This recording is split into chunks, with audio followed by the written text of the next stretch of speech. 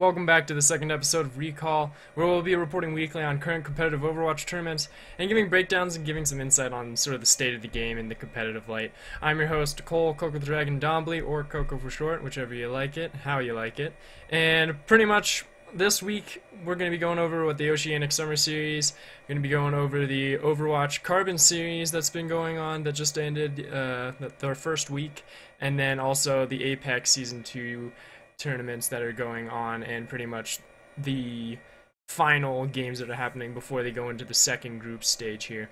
And just to go ahead, and we're just going to jump right into the Oceanic Summer Series, because the Oceanic Summer Series, it's been doing its qualifiers for the past while now, and it's going to be coming up on the 25th and 26th of February, where it's going to be the main group stage at their convention. So it's going to be the six main teams are Scylla Esports, MA Lakers, Love Shack, Jam Gaming, Fusion Girls, and Tempo Storm.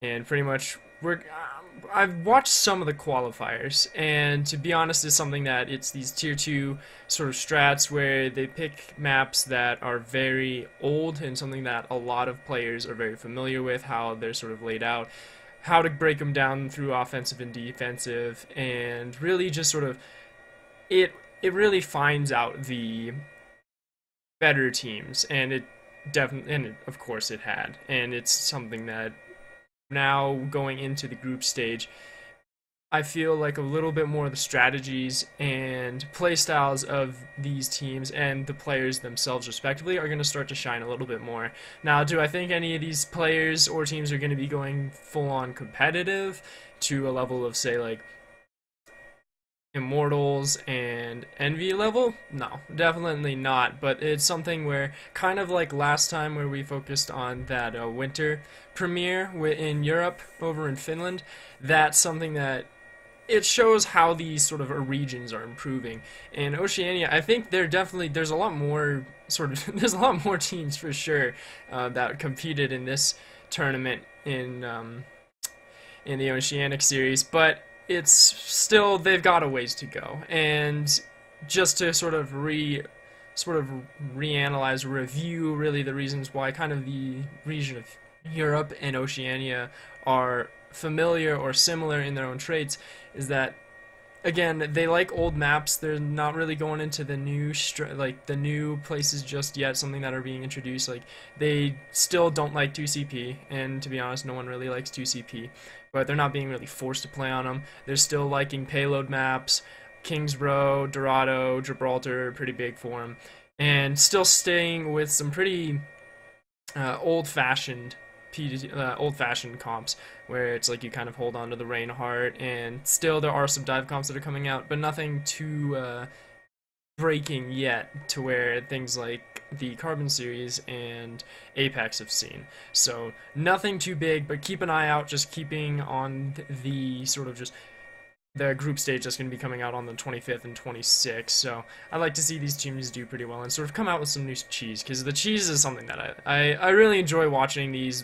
low tier 2 teams. It's kind of like college football, where they pull out something that just like completely surprises the other team and just utterly dominates them, and then they just aren't able to answer anything with it. So moving on, we're going to go ahead and just visit Apex. And the games that have been played out were those European matches against their respective group opponents that happened a while ago, that we also discussed and sort of predicted in the previous while, as well as the beginning of the relegation matches. And so, to start off in Group A, Envy versus BK Stars is extremely dominant from Envy, though Volskaya was a map that they lost against BK. Now, BK and just sort of the map of Volskaya that week in specific was just sort of like a weird kink in a lot of people's strats, and it's something where, to Envy, I just think it was just Taimu getting a little bit too greedy, too aggressive, got a little bit sloppy with his Widowmaker, and then it was just sort of a kick in the pants for Envy, just to be like, okay, let's stop fooling around, let's get back into the game.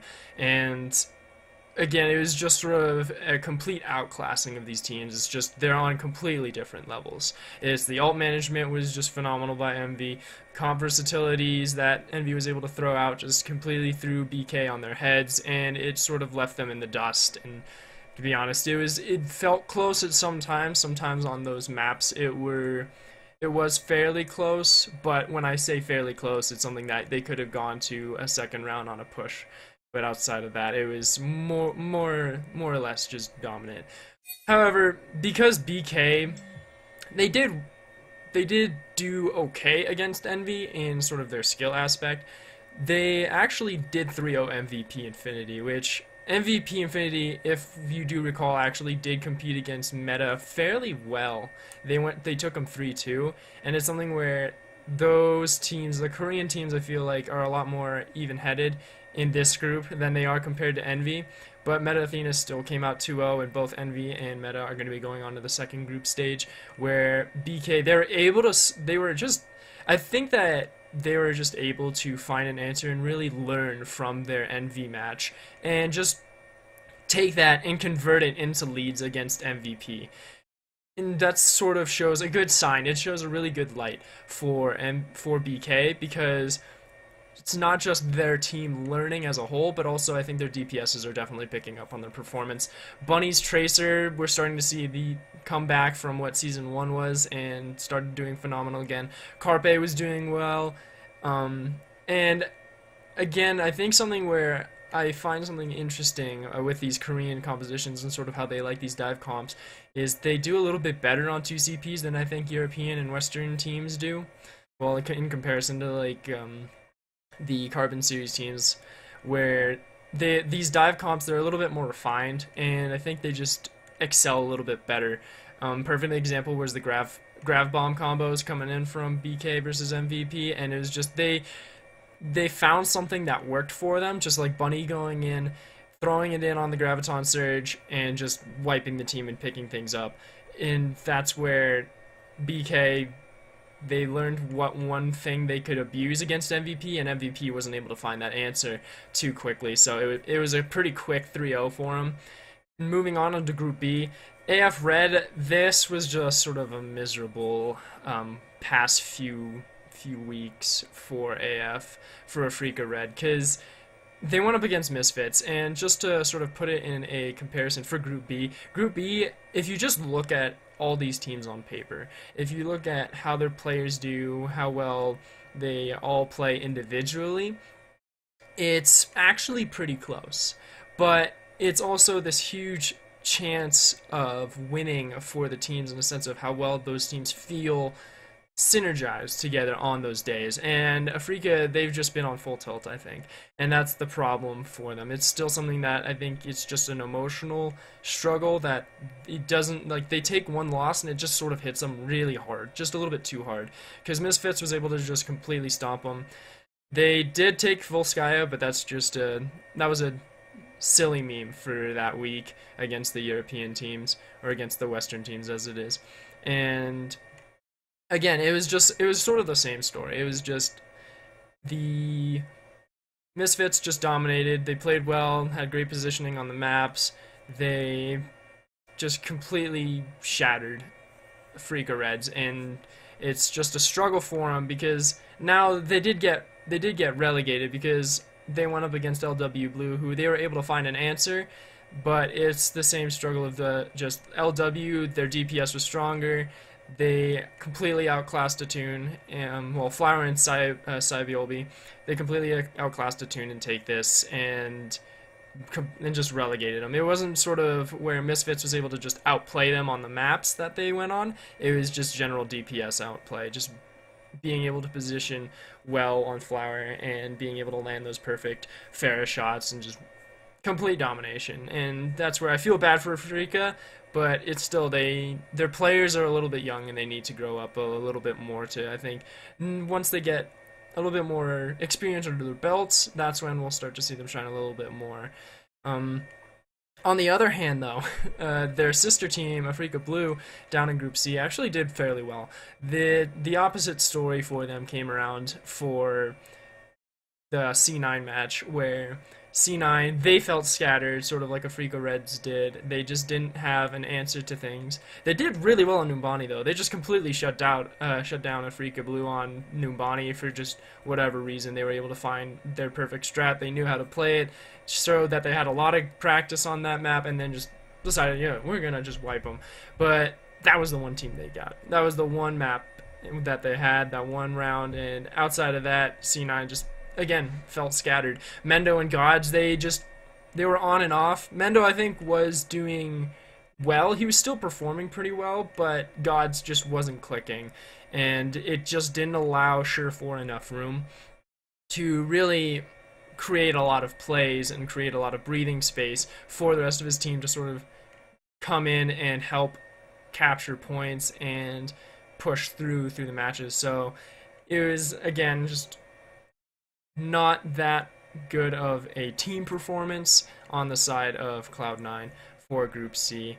But their tank line, though, did do better. I'm talking about AF Blue on this one. Their tank line did perform a little bit better and from the previous weeks, and that's something where I like that improvement. I think their coaching staff is different on AF Blue than it is to Red, but their players are much more formidable and are able to assert the vulnerabilities of Cloud9 a lot better.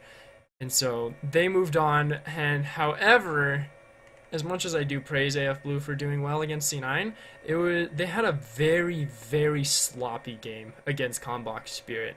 And it's looking at those two performances, you just look at AF Blue and it's like, okay, did you over-prepare and get a little bit too cocky against over-preparing for C9, able to stomp them, and then you got too cocky against ConBox Spirits. But I think it was just the sense of both of these teams, they are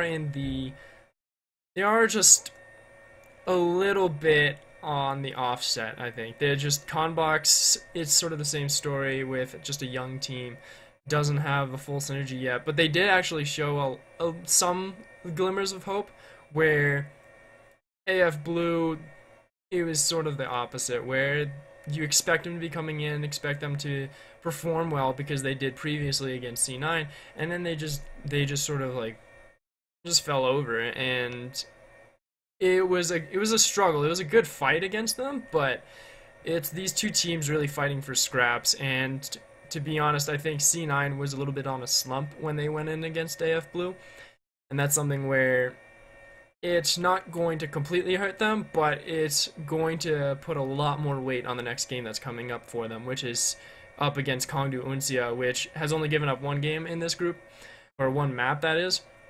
So it's definitely a lot more weight, so if they don't actually perform that well and do lose out, like I'd say, I think it's a 3-0. If they get 3-0'd against Uncia, then it's going to be a hard time, because I think they might have to go to a tiebreaker with AF Blue, but I don't fully know how the point system will work on it. I think it is still yeah, if they do go 3-0, then actually AF Blue will pick up on them and go into the second stage, because then Cloud9 will go down a couple points.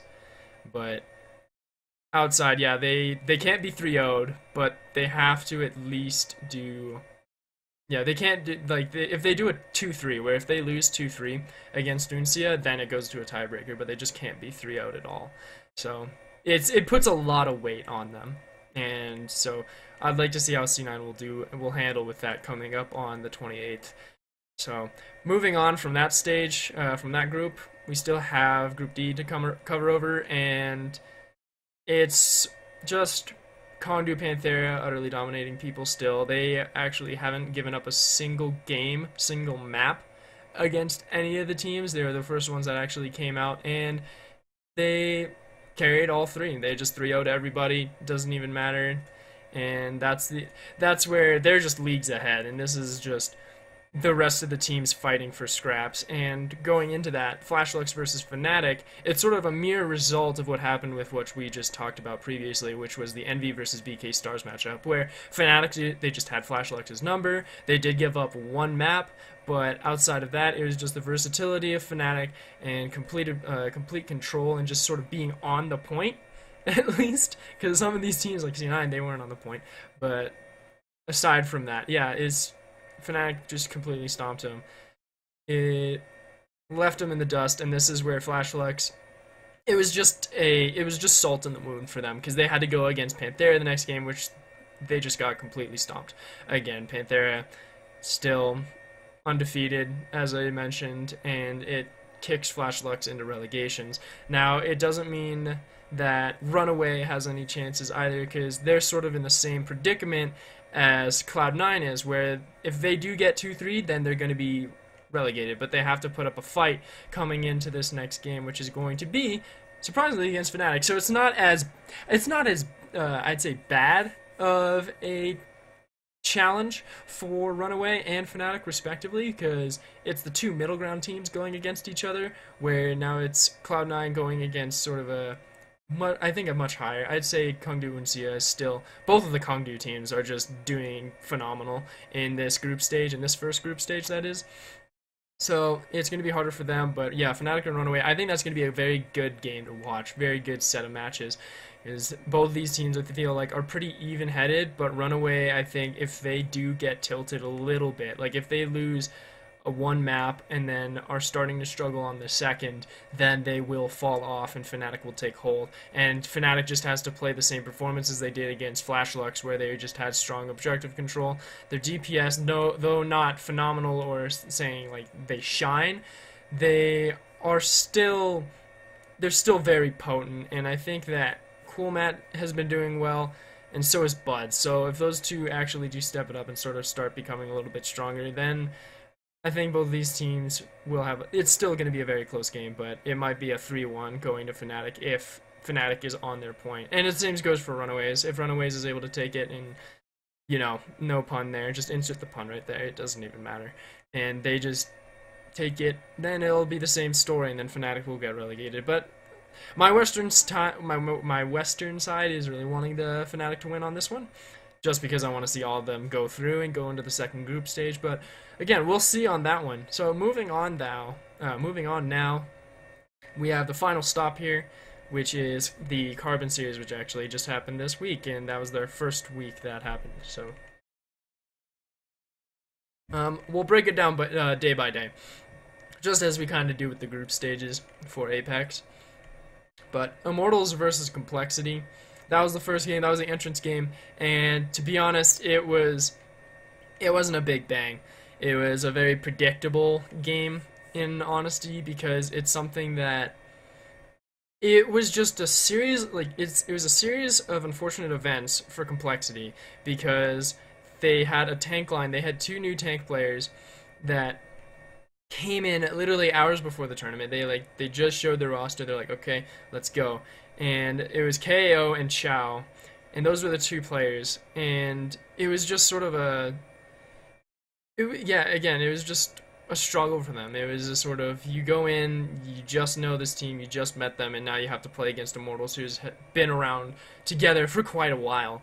And that's where it sort of fell apart for them. They struggled with communication. They weren't lining up properly defensively on some of the payload maps, and it just sort of allowed Immortals to run over them, and gave Immortals a very good morale boost coming into the tournament. So it was a quick stopover, nothing surprising in my opinion. The next game was RNG versus Luminosity, so Renegades versus Luminosity. That one was a little bit closer. So Luminosity, they had a really good hold on King's Row. They were able to pull him out, and really, I think it was a full hold actually. So they had a good entrance, and it was at the final point on Hanamura where I think Luminosity just sort of collapsed as a team, because even though King's Row was the first map, I believe it was actually it was Renegades took the first map, or actually I'm wrong, Luminosity took the first map. So they had a good hold on the map, but again, it was a full hold actually by Luminosity that was able to take it. And then after that, it was an extremely close battle on Hanamura. They had to take it to overtime, and actually Renegades got the full hold onto Hanamura, which on that tie point, there was a 2 and then 4. 2 points for Luminosity, 4 points for Renegades. So got my holds switched up. as it was really Renegades that got the full second tie hold on Hanamura, and then from there, that was just the breaking point for Luminosity. They just fell apart and didn't have an answer to anything. They got 3-0 on Nepal. They got 1 point on Dorado, and to be honest, it was a very struggling point on Dorado, in my opinion. And it just, they just collapsed, and Luminosity and Complexity, both of them, like, they didn't have a strong performance on the first day, but they sort of turned it around coming in later on. So, on the second day, we had Hammers versus Team Liquid, and Hammers, they were, I believe it was Bird Noises was their team name before they came in, and got picked up by Hammers Esports, and they played phenomenal against Team Liquid. Now, I'm going to give Team Liquid some credit here, because they did have Louis, which is a new DPS for him, and they actually, I think they were trying him out this tournament. And I still don't think he's fully on the roster just yet, but they're using him for this tournament to sort of give him a little test trial, a trial run. And to be honest, I'm actually kind of impressed with his Sombra and Tracer play. He does really well on those two DPS heroes, and it's something that it's a double-edged sword for Team Liquid, to where you can run comps that complement Sombra and Tracer really, really well, but the issue is that those also have very vulnerable weaknesses, and to be honest, I think they get outclassed a little bit more by some of the other compositions that Hammers ran. So Hammers, they did lose one map to TL, but then it made it a 3-0 sweep, and Temple of Anubis was the one that Team Liquid won on it, and I think that's where Sombra and Tracer actually did shine the most on that map for Team Liquid. But then outside of that, I think the problem is that Sombra isn't that great on a payload map, which was an issue for Louis, so he had to switch over. And then Hammers had much stronger entrance strats to these matches, to where they had a plan and they executed them very well, and they were able to carry them and then move them into a victory a lot easier. So Hammers is a team, really good synergy. Their DPS players, I'm not too impressed in a sense of something that is like Grim Reality level, but they are still coming up. Like Train did really well coming in on the I think it was King's Row that it was, or maybe I'm wrong on that one. No, it was Gibraltar that he actually did really well on. Train, yeah, he did very phenomenal on that one, but then also he came up and he showed up a lot on the third day, which I'll get to later. But yeah, like going on to the second day, Luminosity actually does show up this time. They beat Immortals 3-2, and this was actually this was a fun map. This was a fun round to watch, because it was a complete reverse sweep from Luminosity. It was 2-3, Immortals had to pick up, and then from there on out, it was just utter sweep from Luminosity, and it's just Luminosity found the number of Immortals, and Immortals wasn't able to reply in kind. They had an extremely good strat on Eichenwald, where I believe it was the Symmetra that they pulled out, and was just completely surprising. They got a perfect full hold on Eichenwald as well. They got a full hold on Dorado as well. So they struggled a little bit on King's Row. This is why Immortals got the 3-2 on them. But Temple of Anubis still, we'll be discussing Temple of Anubis later, because that's going to be my overall ult charge point on this episode. But yeah, it was just Luminosity. They just found an answer and then they just ran with it. And Spree and Icefelt did phenomenal. Super Pluke was a great frontliner as usual. Ube, he was able to pick up on Genji most of the time, I believe, and really just ran off with them against Immortals. And Immortals is just, I feel like Grimm's, he was trying to do as much as he could, but the issue was that his tank line was just not performing up to the level that Luminosity's was. And this is where Luminosity, they were able to get the Graviton Surges out, they were able to have great replies and ults, and were just able to outclass on specifically Zarya. I'm forgetting right now who was playing Zarya on LG, but they were completely outclassing. I actually think it was Spree that was doing it on that one, but do correct me if I'm wrong on it. So, it was just a weak performance from IMT, and they just weren't able to find an answer, where Luminosity, they did find an answer. So moving on, we're going to go to the third and final day of this week that happened. So it was Renegades versus Team Liquid, and this is sort of the definition of Team Liquid, to where looking at this first week, we see Team Liquid, they do well, you feel like they have all the tools to build a proper team, a proper synergistic team, but then they can never make the machine work. It's like having in my comparison, I feel like they have the key to the car, but there's something wrong with the starter. So it's just an issue either coaching wise, like it's something either in the coaching wise or possibly just among the team players, that they're not reacting or communicating properly. But it did come out to be a 3-0 for Renegades, and this was actually, they did go to 4 maps. It was a draw on Temple of Anubis again. I'm going to reiterate, I'm going to be discussing that later on in this, but yeah, they did a really good job on King's Row, and this is where all these teams will do good on King's Row for the most part, though they will always struggle on that final third point where they hit that L. And people need to stop texting me, but then it just sort of came out to where Renegades was able to use their DPS a little bit stronger. Jesus did very well, Mangachu did very well, and mostly Jesus, to be honest. I think Jesus was doing really well. But Manga did have his spotlights on a couple of the maps. I think he actually did really well on Oasis specifically. I think Manga did play phenomenal on that one. But outside of that, it was just Team Liquid just, again, not having the key, but not being able to work with the starter. So, moving on with that one, Hammers versus Complexity. Now, Hammers did 3-0 Complexity this time, but I think actually that this is a much better comparison and a much better match and series to take Complexity and sort of compare them than they did with the Immortals one. Because Complexity, even though, again, they did get 3-0'd, that's because Hammers was extremely aggressive. Their entrance strats are phenomenal. They are able to convert leads very, very efficiently. And above all, the DPSs are performing phenomenal on Hammers. And it's where, again, the comparison of Complexity against Immortals isn't that great, because, again, it was literally hours before.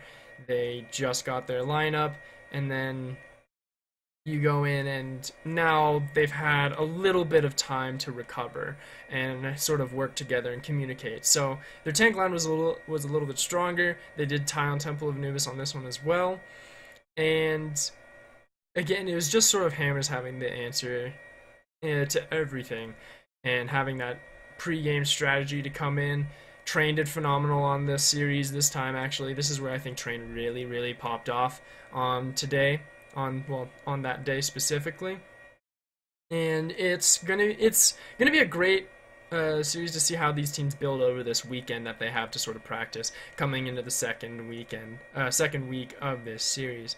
So to break down the second week, or to sort of digest it a little bit before we head into it, is I'll talk about just the first day specifically on this one, because it's going to be Hammers versus Luminosity, where I think Hammers is going to do phenomenal. Again, I think that they're going to do really well as long as they keep that momentum rolling. LG is going to do pretty well. They are going against Renegades and Hammers this time, and I think they'll do well. I think it's going to be a close game against Renegades. I think Luminosity will have a lot of time to communicate. They did perform well against Immortals, of course. They had that reverse sweep. If that works again, if they have that answer that doesn't have a reply, and then Luminosity will do well in the second week. Immortals, they just have to make sure that their DPS is on point. They just have to make sure that Grim Reality is doing well, that the rest of the team is being able to back them up. Hyped, again, I think Hyped is going to do well if he's able to get on the D.Va, if that works for him. But again, D.Va is still sort of, I think, is a little bit wonky. And then Agilities as well. So again, Agilities has to perform on point as well. And it's just sort of Immortals working off the back of their DPS players. Um, with that complexity, this is where I think complexity is going to have a little bit of an easier run, because I think a good match to watch is going to be on the second day is going to be complexity versus Team Liquid, because it's going to be sort of an answer to if they fixed their car problems for Team Liquid for that one in sort of retrospect to my example or comparison for how their team is working. And then for complexity, it's just seeing if their tank line and DPS will start to work a little bit more. And then Renegades just needs to be doing what they're doing, same with sort of in the similarity with Hammers. And with that, I'd have to say let's go ahead and move on to what I'd like to highlight for this specific episode, which is actually two things, which I wanted to bring to light, which was the teams bringing up 3 DPS comps and then 2 CPU maps. So let's start with the 3 DPS comps, because we actually saw a lot of that on the Carbon series, because it's something where the ultimate question for me is how these Western teams like to play is they like to have that Reinhardt, because it's a good answer to Roadhog, because Roadhog, in sort of a comparison of opinion, they don't like they like Zarya on specific maps, but it's mostly Roadhog that comes out as that optimum flex tank. And now they're picking answers to where they pick up a third DPS, which is something a little bit more slippery. Something like a Tracer, something like a Genji that's moving around, and it's not that hard, like it's very hard to land a hook on them. Pharah as well, like Pharah, Genji, Tracer comps are coming in. Then you have like the McCrees that slide in there randomly, but the thing is that McCree isn't slippery to where if you can run that 3 DPS comp and have that one tank. If you have that one tank, it has to be a Reinhardt if you're gonna run like a McCree or a Soldier, because you don't want them getting hooked. So with that, I'd like to see how that sort of evolves, because it creates a little bit more of like this mesh, because you see like the Korean teams in Apex, they like the dive comps, and I think that the Western teams don't like them as much, but they're finding these little bit slipperier comps that are able to sort of work in the same way, where they're able to pincer and get a lot of multiple angles on the enemy defending team. But it's not in the same way as like the Koreans do, where they have like the Winston and they throw in the Winston with the Nano Boost, or they throw in a Genji with it and have like a full-on like dive, like they have everyone diving in on you. Where this one, it's sort of you have the tanks backing up the support, sort of being that main primary shove, and then creating distractions on the side that sort of just stab you and sort of take you out with a, like Death of a Thousand Cuts style. And we'll see how that composition evolves, but we saw that a lot on 2CPs and on the payload maps mostly. And moving on, we're going to segue that into 2CPs, because it's a very, I think, one-sided discussion, and it's something that 2CPs are imbalanced. And specifically, we saw that on Temple of Anubis for a lot of these teams, both on Apex and on Carbon series, where teams, it's just way too easy to full hold and stagger hold with the second point. First point's really easy to take, but then after that, it just becomes a tie. Everyone's able to find that first one, and then you literally have to full wipe the enemy team to where you're able to take the second, because the respawn is extremely close on Temple of Anubis. And again, the stagger is way too easy. We saw that on the Immortals Luminosity game. The Immortals Luminosity, Immortals is just able to stagger hold the whole time. They always had someone on the point to hold it. And just eventually, like, they were able to take it because time ran out. They were able to get their ults up and then shove Luminosity off. And that being able to see that, it's just such a struggle, because you have these like 10-minute fights that are going on, because you have like a Tracer running around or a Lucio running around just trying to avoid bullets, and really just creating this whole hassle. And for me, it's not something that you're able to take off like of a breakdown sense, because it's literally just the team trying to outrun the other. And it's again, it's something that's extremely imbalanced on the map specifically, and really needs to be looked at. And I wish I had my co-host Alex here, because I think he'd be able to give a little bit more of a breakdown on why those are such a struggle. But again, it's just sort of, it's a very one-sided argument where everyone sort of mutually agrees that 2CP maps are just, they're painful to play and are really just sort of, they need to be fixed. And with that, I think hopefully the 2CPs will be, because again, we saw like the breakdown tie on Hanamura, and we saw eventually the full hold against, I believe it was Renegades and Luminosity that had that one. And again, it's just that second point, extremely close spawn point, and you can stagger hold way too easily. That's the 2 points that I'll keep reasserting and reassessing, because these teams, like, I feel like even if you aren't that great of a team, if you do get to stagger hold, your team can stagger hold. Like, all you need is like at least 2 good players that are able to dodge bullets. So with that, we still have a couple of the group stages, relegation matches in Apex coming up this coming week. So that's going to be the Cloud9 Uncia game, that's going to be the Fnatic RunAway game, that's going to be the Envy versus Meta game. That actually is going to be a good one to watch too, because that's the 2 best teams, and Group A is actually already set in stone. Envy and Meta are moving on. So BK is still sort of in the air. We're still waiting on it, but that's that one. But yeah, and then the Group B match is MisFits versus Lunatic High. That will be an interesting one to watch mostly, but I think it's something that is a little bit more predictable. Due to the fact that MisFits, they haven't faced them yet. They faced AF Red and LW Blue, and both these teams are going in unknown, and